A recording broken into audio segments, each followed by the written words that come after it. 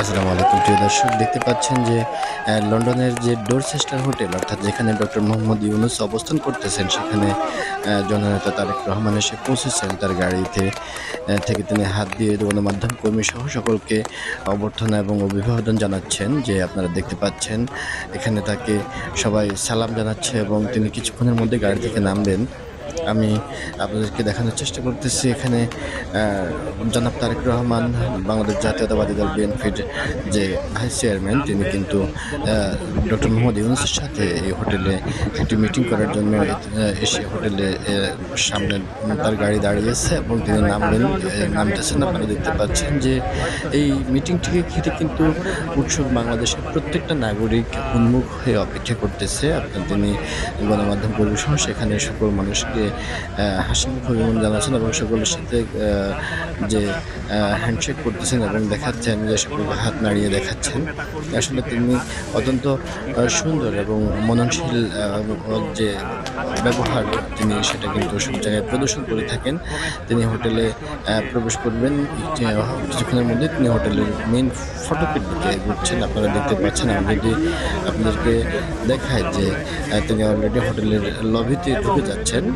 গণমাধ্যম কর্মীরা অনেক পেছনে আছেন, তার সাথে নেতা কর্মী এবং দায়িত্বশীল কর্মকর্তা ব্যক্তিরা আছেন। আমি রিভার্স থেকে আপনাদেরকে আবার দেখাচ্ছি যেটা জনাব তারেক রহমানের গাড়িটি কিন্তু ইতিমধ্যে হোটেল ডোরচেস্টারের যে আঙিনা, সেখানে প্রবেশ করেছে এবং জানালা দিয়ে কিন্তু তাকে দেখা যাচ্ছে এবং উৎসুক এখানে যে নেতাকর্মী সহ দায়িত্বশীল কর্মকর্তারা আছেন, তারা কিন্তু খুব তড়িঘড়ি করে তাকে অভিবাদন জানিয়ে নামানোর জন্য চেষ্টা করতেছেন এবং তিনি কিছুক্ষণের মধ্যেই গাড়ি থেকে নামবেন। দেখতে পাচ্ছেন যে তিনি নেমে সকল কর্মকর্তাদের সাথে হ্যান্ডশেক করেন এবং তিনি সকলের সাথে হাসি মুখে কুশল বিনিময় করেন। আসলে তিনি অত্যন্ত মার্জিত এবং উচ্চশীলতার পরিচয় দেন, যেখানে যেন আমার হাত নাড়িয়ে সকল গণমাধ্যম কর্মী সহ সকল মানুষকে তিনি কিন্তু অভিবাদন জানাচ্ছেন এবং তিনি সকলকে আবারও হাত উঁচিয়ে তিনি তার যে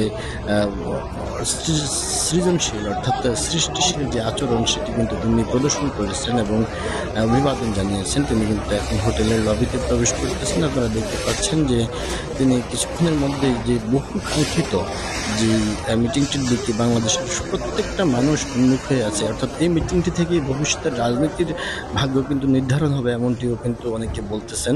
আমরা দেখি এই মিটিংয়ের সর্বশেষ কী হয়, সেটি আপনাদেরকে জানিয়ে দেব। আমরা মিটিংয়ের সর্বশেষ অবস্থা জানার জন্য অপেক্ষায় রইলাম।